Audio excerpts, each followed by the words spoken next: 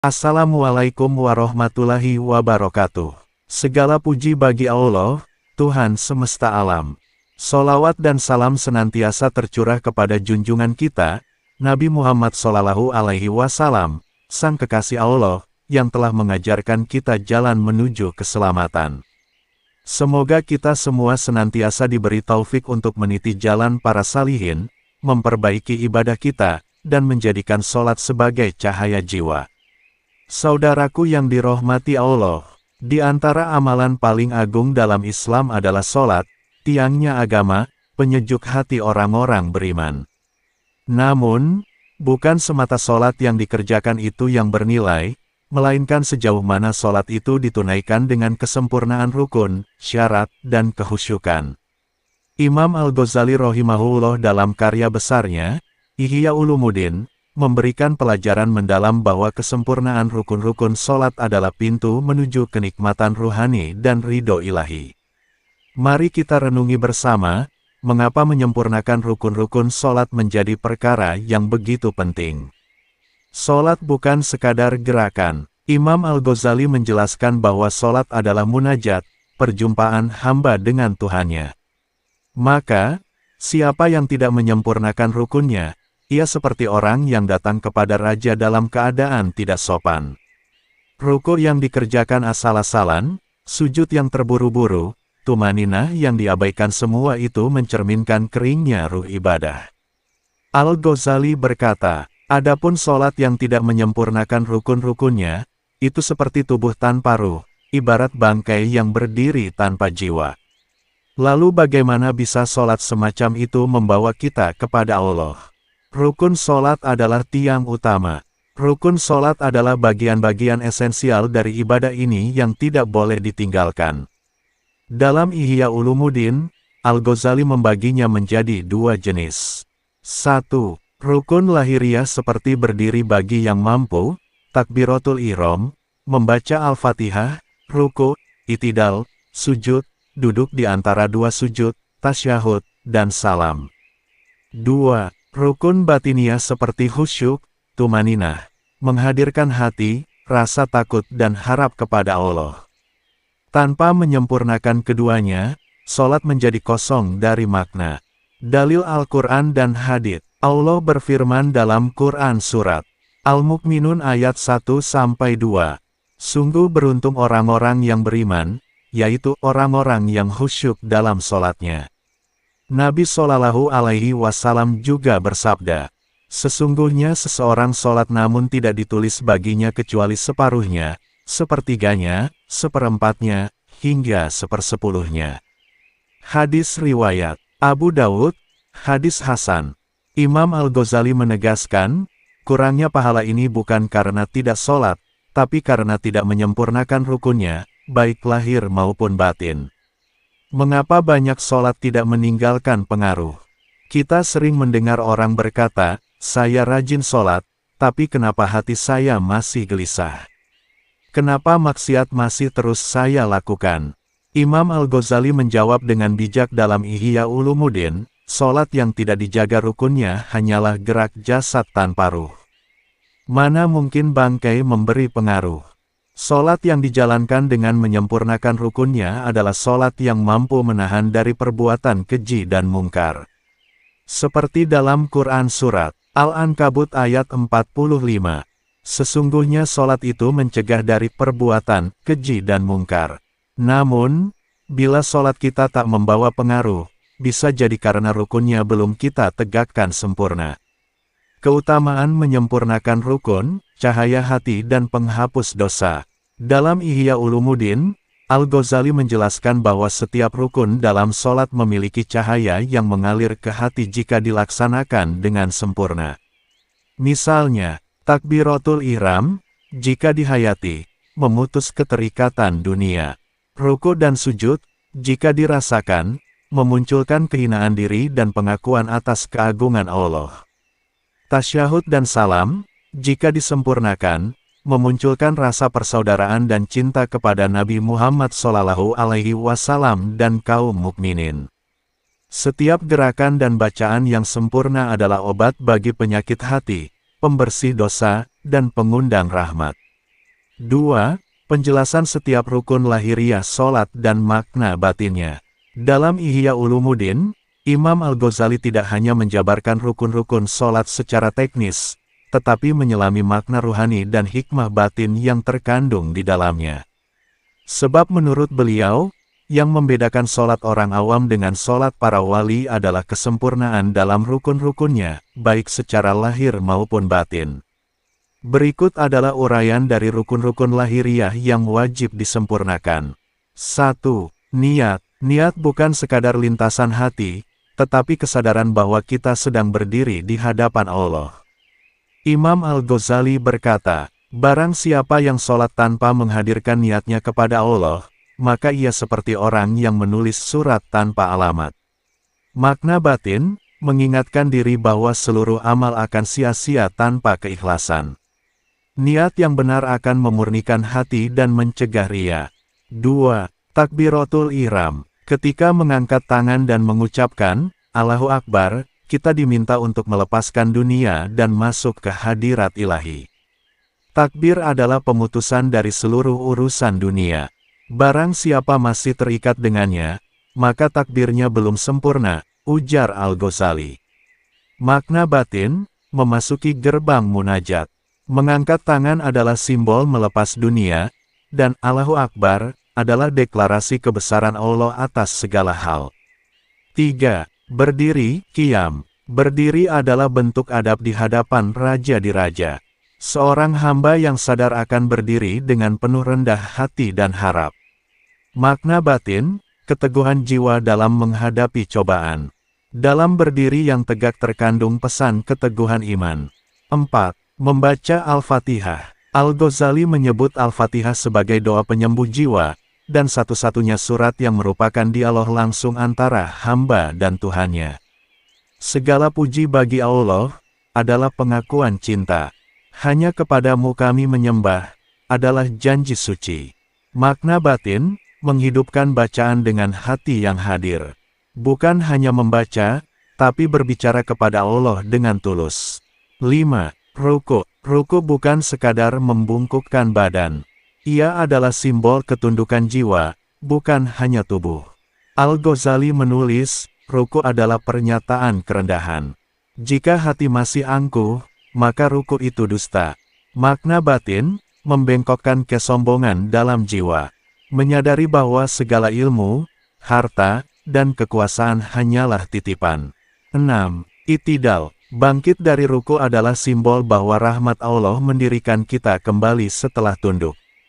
Maka, saat mengucap, Samiallahu liman hamidah, artinya kita yakin bahwa Allah mendengar setiap pujian. Makna batin, keseimbangan. Sholat bukan hanya tunduk, tapi juga berdiri dengan penuh harapan. 7. Sujud. Inilah puncak kerendahan. Wajah yang paling mulia ditempelkan ke tanah, menyadarkan bahwa kita berasal dari tanah dan akan kembali kepadanya. Tiada tempat yang lebih dekat antara hamba dan Tuhannya kecuali saat ia sujud, sabda Nabi Muhammad SAW. Makna batin, sujud adalah tempat mencairnya segala kesombongan. Jika seseorang belum menangis dalam sujud, barangkali hatinya masih tertutup. 8. Duduk antara dua sujud. Waktu ini bukan jeda kosong. Ia adalah saat untuk memohon ampunan, seperti dalam doa, Rabbik firli, warhamni, wajberni, warsukni, warfani, wahdini, wa'afini, wafu, ani. Makna batin, mengakui kelemahan dan memohon diperbaiki. Duduk ini menggambarkan keadaan hamba yang memerlukan segalanya dari Allah. 9. Tasyahud. Dalam tasyahud kita mengucap salam dan penghormatan kepada Nabi Muhammad. Ini bukan hanya lisan, tetapi penyaksian dan pembaruan ikrar cinta kepada Rasulullah. Makna batin, menghadirkan cinta sejati kepada Rasul. Menyadari bahwa kita adalah bagian dari umat yang akan dipanggil oleh syafaat beliau. 10. Salam. Salam adalah penutup yang indah, bukan hanya mengakhiri sholat, tapi membawa kedamaian kepada sekitarnya. Kita ucapkan salam kepada kanan dan kiri sebagai bentuk kasih kepada sesama makhluk Allah. Makna batin, sholat yang benar akan membuat seseorang lebih lembut, lebih sabar, lebih ramah. Pesan Al-Ghazali, rukun sempurna, jiwa tenang. Al-Ghazali menekankan, menyempurnakan rukun-rukun ini bukan sekadar kewajiban, tetapi jalan menuju ketenangan hati. Sebab sholat yang benar akan melahirkan ketenteraman dan menjauhkan dari penyakit hati. Sholat adalah timbangan hati. Maka siapa yang ingin menilai hatinya, lihatlah bagaimana ia sholat. 3. Rukun-rukun batiniah sholat dan cara menyempurnakannya. Saudaraku yang dirahmati Allah, setelah membahas kesempurnaan rukun-rukun lahiriah, kini kita masuk pada bagian yang lebih dalam, yaitu rukun-rukun batiniah dalam sholat, yang justru menjadi ruh dan jantung dari seluruh ibadah kita. Imam Al-Ghazali menyatakan dengan sangat menyentuh. Orang yang sholat tanpa khusyuk dan hadir hati, maka ia belum benar-benar berbicara kepada Allah, melainkan hanya menyampaikan gerakan kosong seperti burung yang mematuk biji. Rukun batin adalah syarat kesempurnaan sholat di sisi Allah, walau tidak membatalkan secara fikih, namun dialah penentu nilai dan kualitas sholat kita. 1. Hadirnya hati, hudurul qalbi. Al-Ghazali menyebut ini sebagai pondasi utama. Tanpa kehadiran hati, sholat tidak ubahnya seperti tubuh tanpa ruh. Kita boleh bergerak dengan gerakan yang sempurna, tapi jika hati kita melayang pada urusan dunia, maka hubungan kita dengan Allah terputus. Makna, hadirnya hati artinya sadar dan paham apa yang dibaca dan dikerjakan. Tidak lalai, tidak terpecah. Ini bisa dicapai dengan menghadirkan kesadaran bahwa kita sedang berdiri di hadapan Sang Pencipta. Cara mencapai, pahami arti bacaan sholat, hilangkan gangguan sebelum sholat pakaian, tempat, kebisingan. Berwudu dengan penuh kesadaran, sholat di awal waktu. 2. Tafahum, memahami bacaan. Imam Al-Ghazali menulis, betapa banyak orang mengucap ayat-ayat Allah namun tidak memahami isinya. Padahal Allah menurunkan wahyu untuk direnungi, bukan sekadar dibaca. Makna, dengan memahami makna bacaan, setiap ayat menjadi doa yang keluar dari hati, bukan sekadar lisan. Cara mencapai, belajar arti surat-surat pendek, hafalkan makna bacaan wajib seperti takbir, ruku, sujud. Renungkan tiap ayat saat membacanya. 3. Tazakur, menghadirkan kesadaran diri. Tazakur adalah kesadaran bahwa kita hanyalah hamba yang lemah, berdiri di hadapan Raja yang Maha Mulia. Saat ini, kita sedang meminta ampun, bersujud, dan menyerahkan seluruh urusan kepada Allah. Makna, rasa tunduk, malu, dan harap harus hadir dalam sholat. Jika tidak, maka gerakan hanya menjadi formalitas belaka. Cara mencapai, bayangkan hari kiamat saat berdiri dalam qiyam. Bayangkan sujud adalah titik terendah dan penuh harap. Bangun rasa cinta dan takut kepada Allah. 4. Al-haibah, rasa takut dan hormat. Sholat bukan hanya permintaan, tapi sujud penuh takut dan hormat kepada Zat yang Maha Perkasa. Jika kita bisa takut kepada atasan, seharusnya lebih takut lagi kepada Tuhan langit dan bumi. Makna, saat rukuk dan sujud, hati harus merunduk. Jika lisan berkata, Subhana Rabbiyal A'la, maka hati pun harus merasakan keagungannya. Cara mencapai, ingat dosa-dosa dan kesalahan, renungkan keadilan dan azab Allah, pelajari nama dan sifat Allah. 5. Ar-Raja, rasa harap. Rasa harap adalah keyakinan bahwa Allah akan menerima sholat ini, mengampuni dosa, dan memberi petunjuk. Al-Ghazali berkata, seorang hamba yang berdoa tanpa harap, ibarat orang yang mengetuk pintu tanpa keyakinan pintu itu akan dibuka. Makna, dengan harapan, sholat menjadi sumber kekuatan. Ketika hidup terasa berat, sholat menjadi pelarian terbaik. Cara mencapai, pahami keutamaan sholat dalam hadits. Bayangkan bahwa Allah melihat dan mendengar. Lihat sholat sebagai sarana pengabul doa. 6. Al-haya, rasa malu. Rasa malu ini bukan malu kepada manusia, tapi malu kepada Allah atas kekurangan ibadah kita. Bagaimana mungkin kita menghadapnya dengan hati lalai? Makna, rasa malu melahirkan keikhlasan. Ia menjadi benteng dari ria dan kemunafikan. Cara mencapai. Bandingkan ibadah kita dengan ibadah para sahabat. Ingat semua nikmat Allah yang belum kita syukuri. Renungi aib dan dosa-dosa yang telah lalu. Kata Al-Ghazali, tak semua yang sholat itu benar-benar sholat. Dalam satu kalimat yang sangat menggugah, Al-Ghazali menyampaikan, berapa banyak orang yang sholat, namun ia sedang membangun istana untuk setan dalam hatinya. Ia berdiri, tapi hati berkelana. Oleh sebab itu, kesempurnaan sholat bukan hanya soal berdiri, ruku, dan sujud, tapi tentang bagaimana hati berdiri bersama tubuhnya, ruku bersama khusyuk, dan sujud bersama cinta. 4. Kisah nyata dan renungan tentang kesempurnaan sholat dari para ulama. Saudaraku yang dirahmati Allah, jika kita merasa belum bisa khusyuk dalam sholat, jika kita sering lalai dalam ruku dan sujud, maka mari kita belajar dari generasi terbaik umat ini, para sahabat, tabi'in, dan para salaf saleh yang sholatnya begitu dalam, begitu agung, dan begitu mengguncangkan hati. Imam Al-Ghazali dalam Ihya Ulumuddin memuat banyak kisah dan teladan mereka, agar kita terdorong memperbaiki sholat kita. Bukan untuk sekadar tahu, tapi untuk menghidupkan kembali semangat menyempurnakan rukun-rukun sholat, baik lahir maupun batin. Kisah 1, Ali bin Abi Thalib dan panah yang tak terasa.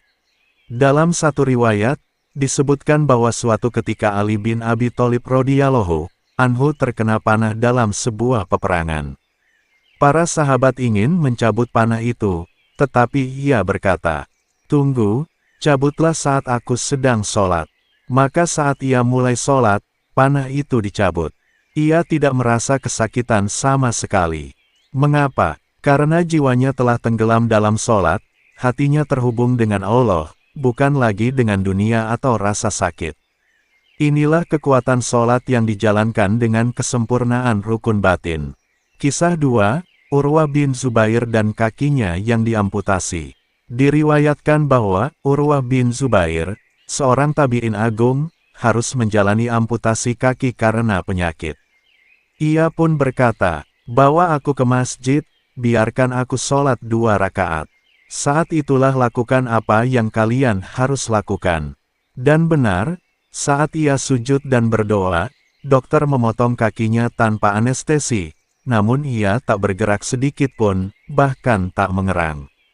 Bagaimana mungkin? Karena rukun-rukun sholatnya bukan hanya dikerjakan secara jasad, tapi penuh kekuatan ruhani.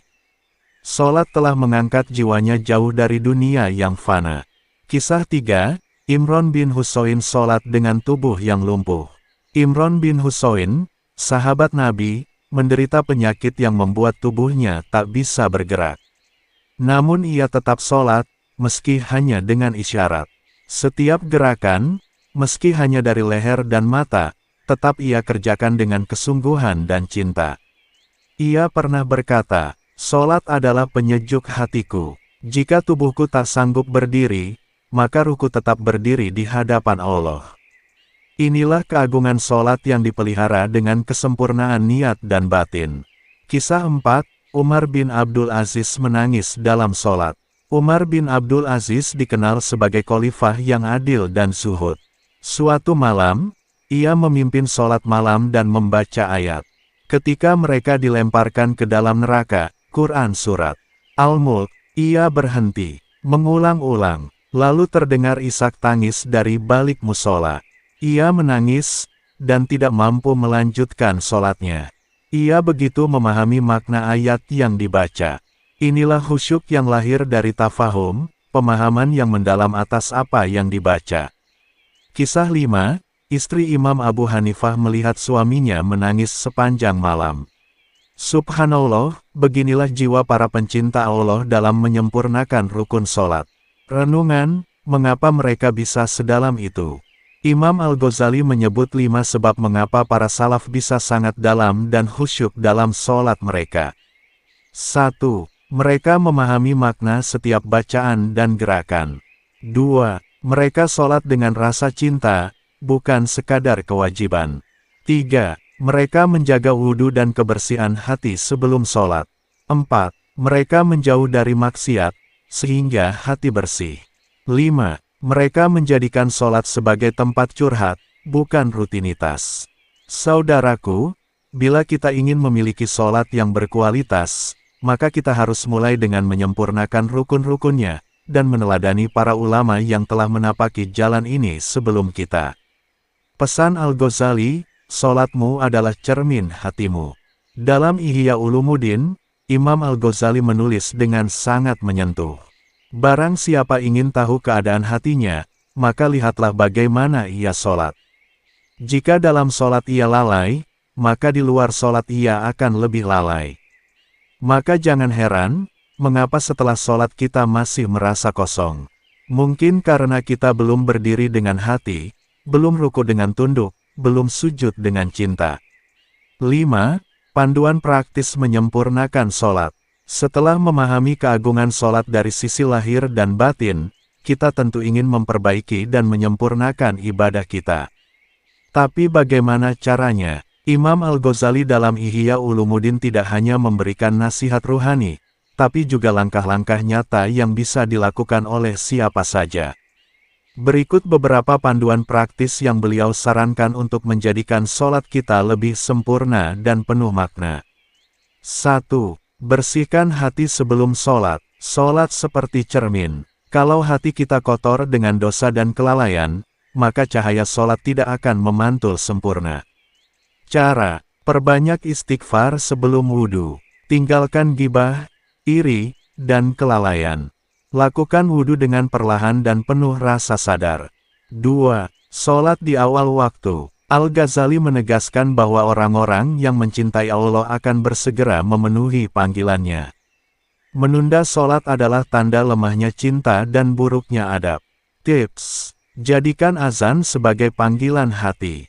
Matikan notifikasi, dan atur jadwal agar tidak berbenturan dengan waktu sholat. 3. Pahami dan hayati bacaan. Sholat bukan ritual kosong. Ia adalah percakapan dengan Allah. Maka sangat penting untuk mengerti dan merenungi setiap lafaz yang kita ucapkan.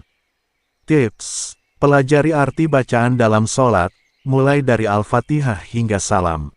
Latih diri untuk merenung saat membaca.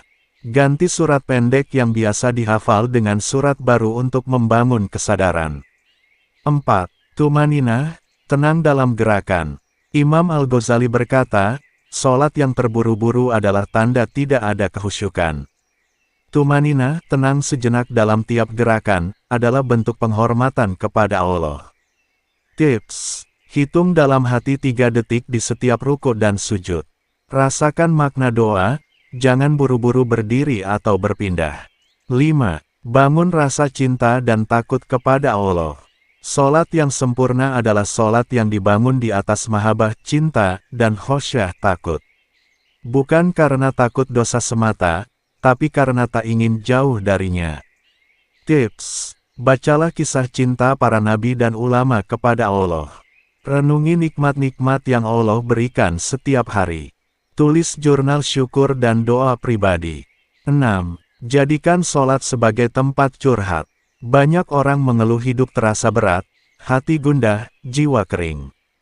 Tapi mereka lupa bahwa di dalam sholat ada tempat terbaik untuk mencurahkan semua isi hati. Tips: panjangkan sujud, dan bisikkan doa-doa terbaikmu. Gunakan waktu antara azan dan iqomah, dan sesudah sholat untuk berdoa sungguh-sungguh. Penutup: sholat adalah sayap menuju surga. Saudaraku yang dirahmati Allah, sholat bukan sekadar kewajiban, ia adalah hadiah dari Allah. Ia adalah sarana kita bertemu dengan Sang Pencipta tanpa perantara. Maka janganlah kita sia-siakan hadiah ini hanya dengan gerakan kosong dan hati yang lalai. Imam Al-Ghazali berkata, jika engkau ingin tahu seberapa besar kedekatanmu dengan Allah, maka lihatlah seberapa besar engkau menghadirkan hati dalam sholatmu. Sholat yang disempurnakan rukunnya, baik lahir maupun batin, akan menjadi cahaya di dunia, pelindung di kubur, dan bukti cinta di akhirat.